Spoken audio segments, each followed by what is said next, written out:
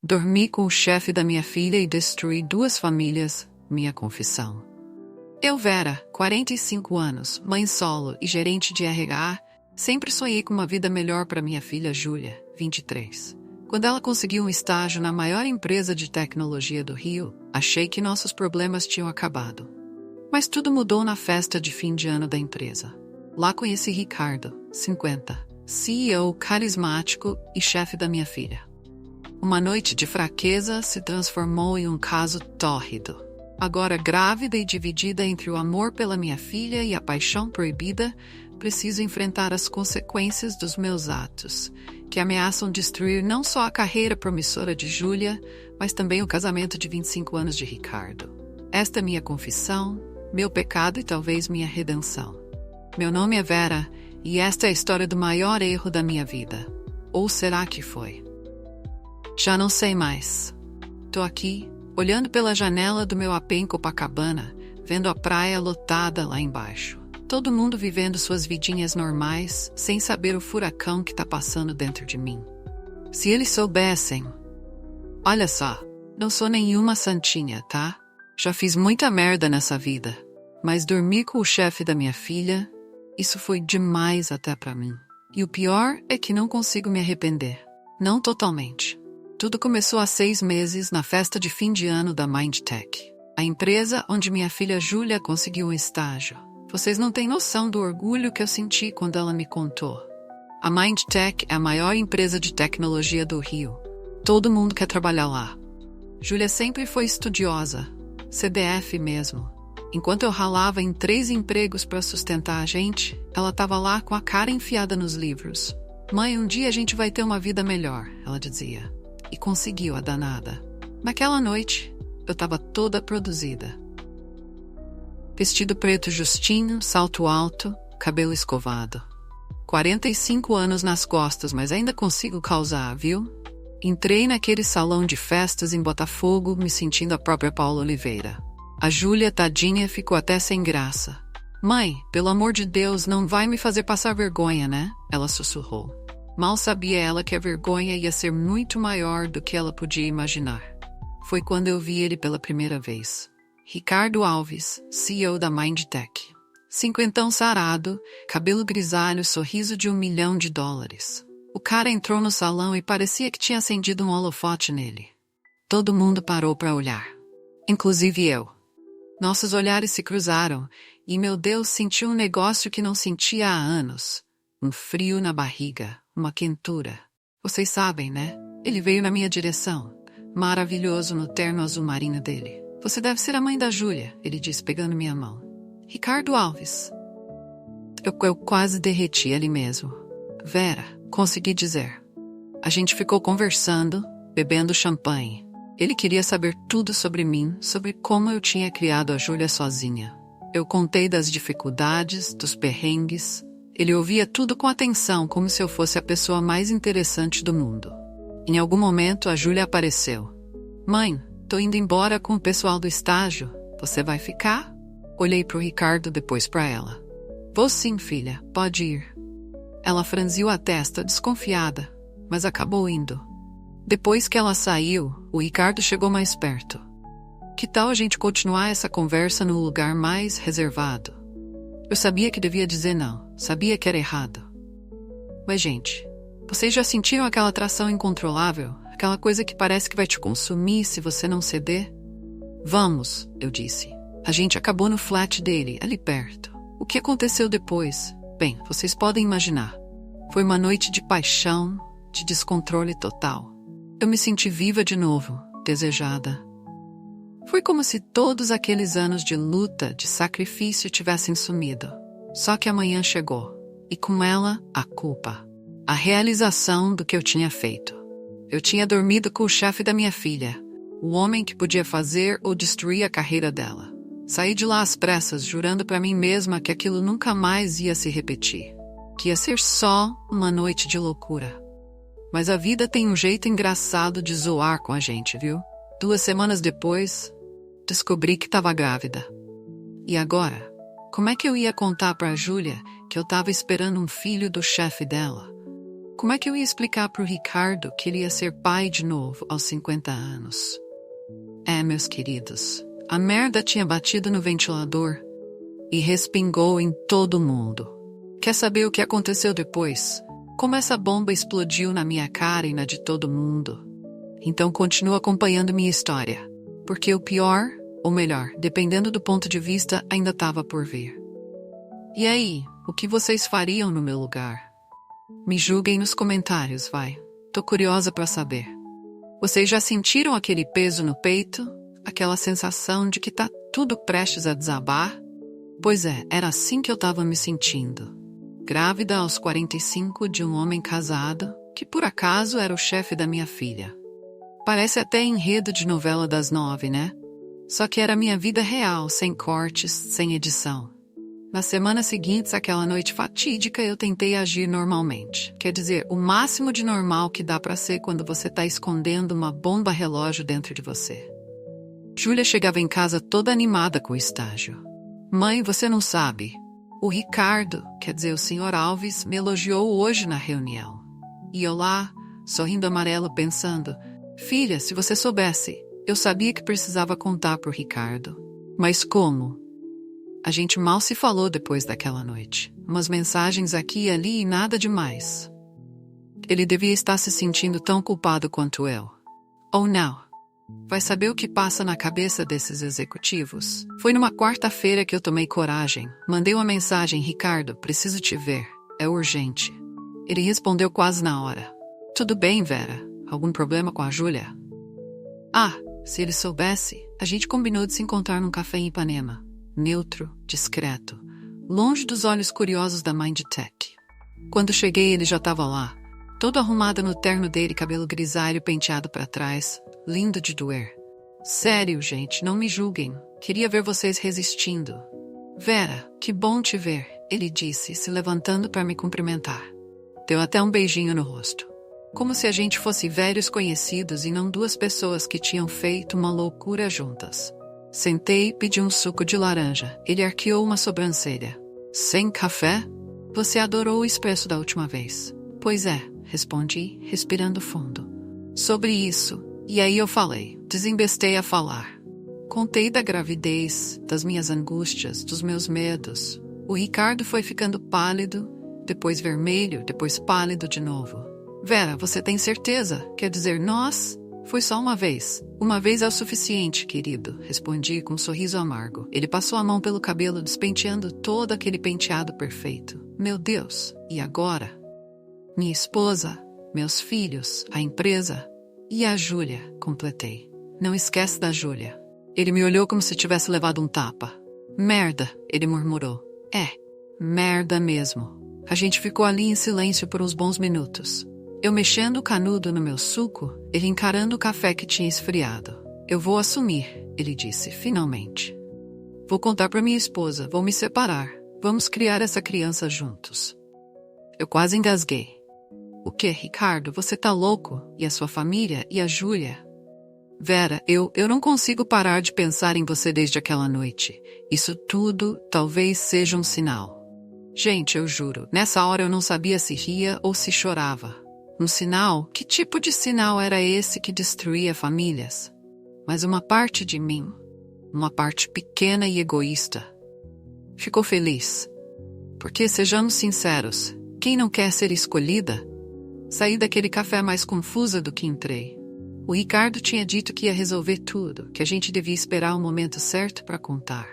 Só que o destino tem um senso de humor bem peculiar, viu? Naquela mesma noite, a Júlia chegou em casa aos prantos. Mãe, você não vai acreditar. A esposa do Ricardo apareceu na empresa hoje, fazendo um escândalo. Disse que ele estava traindo ela. Senti o chão sumir debaixo dos meus pés. Como assim? A mulher dele já sabia. E o pior, Júlia continuou entre soluços, é que todo mundo tá achando que sou eu, que eu tô tendo um caso com ele. Nessa hora, meus amigos, eu quase desmaiei. Minha filha, minha Júlia, sendo acusada de algo que eu tinha feito, o celular dela tocou. Era o Ricardo. Ela atendeu, ainda chorando. Alô? Sim, Sr. Alves. Não, eu juro que não falei nada. Eu o quê? Mas tudo bem, eu entendo. Ela desligou o telefone, me olhando com uma expressão que partiu meu coração. Mãe, eu fui demitida. E foi aí que eu percebi. Eu não tinha apenas dormido com o chefe da minha filha. Eu tinha destruído o sonho dela. A carreira pela qual ela tanto lutou. Naquele momento, olhando para minha filha arrasada, eu soube que tinha que contar a verdade. Mas como? Como eu ia olhar nos olhos dela e dizer, filha, na verdade, a amante do seu chefe sou eu. E você vai ter um irmãozinho. Meus queridos, a trama tinha se complicado mais do que eu podia imaginar. E o pior ainda estava por vir. Vocês acham que eu devia contar a verdade para Júlia? Ou continuar escondendo na esperança de consertar as coisas? Me digam nos comentários, porque sinceramente eu tô perdida aqui. Vocês já ouviram aquela história da bola de neve? Começa pequenininha e vai crescendo, crescendo, até virar uma avalanche? Pois é, era exatamente assim que eu me sentia. Só que a avalanche estava prestes a me engolir. A mim e a todos que eu amava. Nas semanas que se seguiram à demissão de Júlia, nossa casa virou um campo minado emocional. Minha filha passava os dias trancada no quarto, saindo só para comer. Isso quando comia. Eu estava vivendo uma vida dupla. De dia, era a mãe preocupada, tentando consolar a filha. De noite, era a amante grávida, trocando mensagens desesperadas com Ricardo. Precisamos contar a verdade, eu escrevia. Ainda não, ele respondia.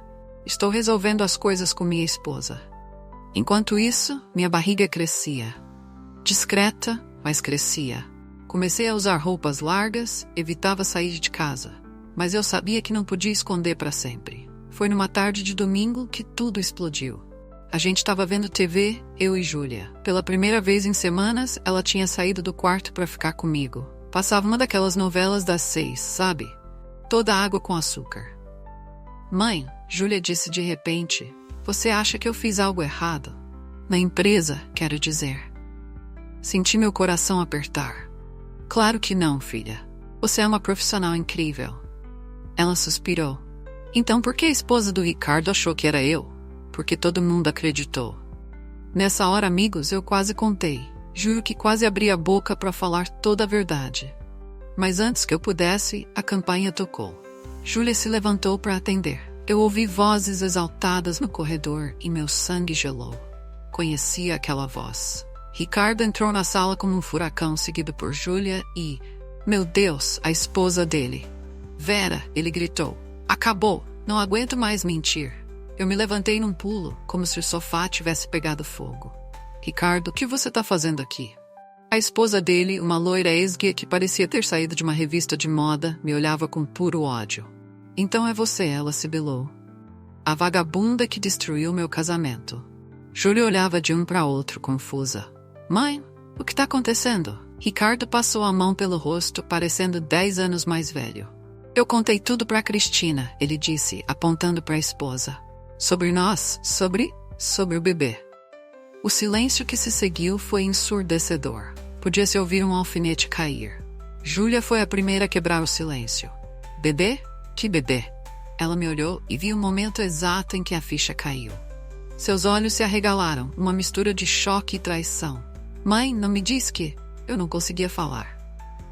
As palavras ficaram presas na minha garganta. Foi Cristina quem respondeu, com uma risada amarga. Sua mãe está grávida do meu marido, querida, do seu chefe, o homem que você tanto admirava.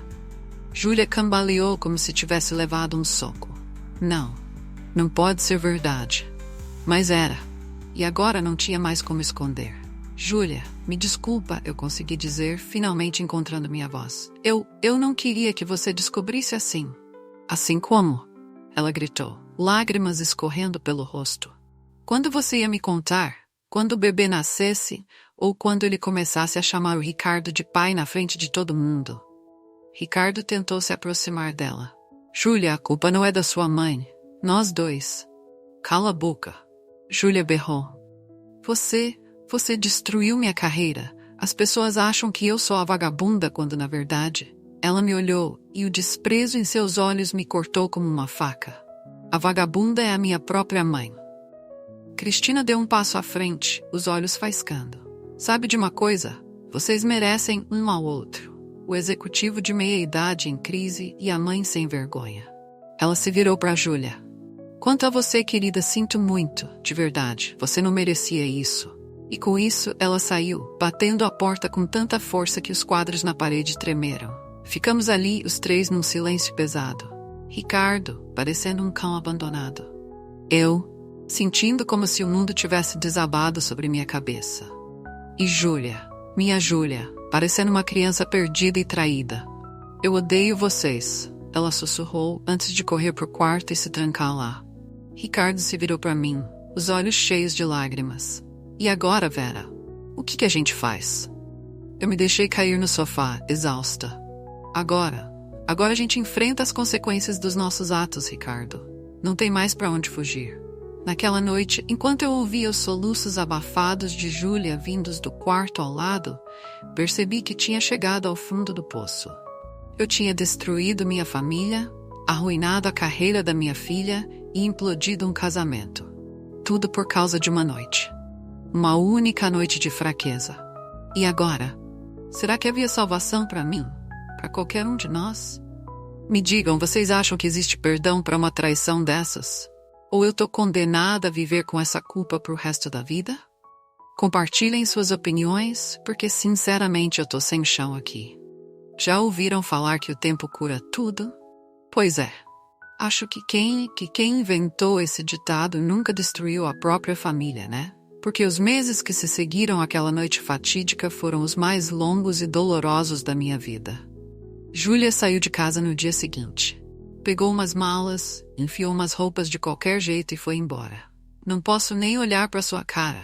Foram as últimas palavras dela antes de bater a porta. Cada dia sem notícias dela era como uma facada no meu coração. Ricardo? Bem, ele tentou fazer a coisa certa. Sabe como é, né? O bom e velho clichê do cara que larga tudo pela amante grávida. Só que a vida real não é novela das 8, meus queridos. A gente tentou, juro que tentou. Mas cada vez que eu olhava para ele, via o futuro destruído da minha filha. E ele, provavelmente via a família que tinha jogado no lixo. Enquanto isso, minha barriga crescia. E com ela, minha culpa e arrependimento. Foi numa tarde de sábado, quando eu estava sentada no Parque Lage, olhando os turistas tirarem foto e pensando em como minha vida tinha virado de cabeça para baixo, que recebi uma mensagem da Júlia. Precisamos conversar. Vem pro arpoador. Agora. Nem pensei 2 vezes. Peguei o primeiro Uber que apareceu e fui. O coração na boca, sabe? Aquela mistura de medo e esperança. Encontrei ela sentada na pedra, olhando pro mar. O pôr do sol pintava o céu de laranja e rosa. Em outro momento, seria uma cena linda. Naquele dia, parecia o cenário perfeito pro acerto de contas final. Oi, filha, falei, quase num sussurro.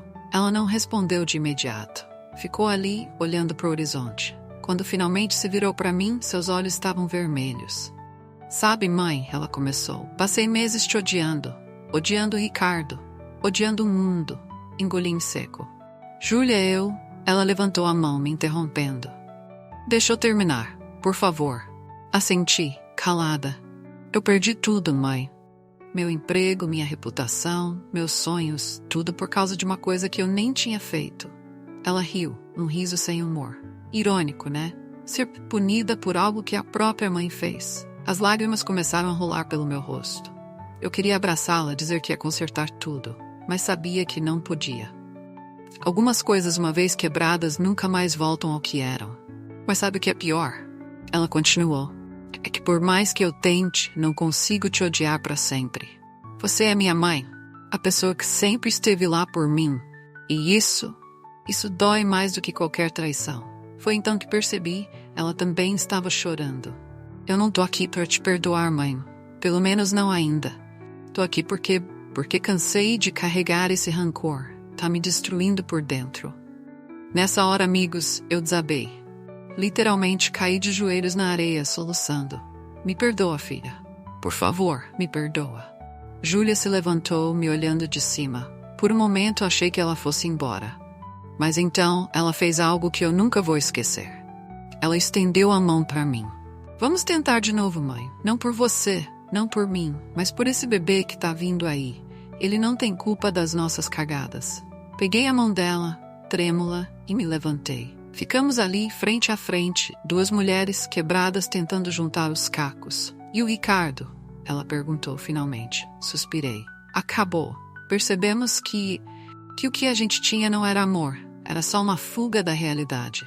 Júlia assentiu, pensativa. Sabe, conseguiu um emprego novo, numa startup pequena, mas promissora. Longe da Mindtech e de todo esse drama. Senti uma pontada de orgulho. Minha filha é sempre resiliente. Que bom, filha, fico feliz por você. O sol já tinha se posto quando decidimos ir embora. Caminhando lado a lado, não como mãe e filha, mas como duas pessoas tentando reconstruir algo que parecia irremediavelmente quebrado. E o bebê? Bem, ele nasceu 3 meses depois. Um menino. Júlia quis chamá-lo de Antônio, nome do avô dela. Meu pai. Para lembrar das nossas raízes, ela disse. De onde a gente veio e para onde quer ir. Olha, não vou mentir para vocês. Não foi fácil. Ainda não é. Tem dias que a culpa me consome. Dias que eu olho pro Antônio e vejo o rosto do Ricardo. Dias que Júlia mal consegue olhar para mim. Mas a gente tá tentando. Dia após dia, erro após erro, a gente tá reconstruindo nossa relação. E sabe de uma coisa? Acho que no fim das contas, essa experiência nos ensinou mais sobre amor, perdão e família do que uma vida inteira de acertos poderia ensinar.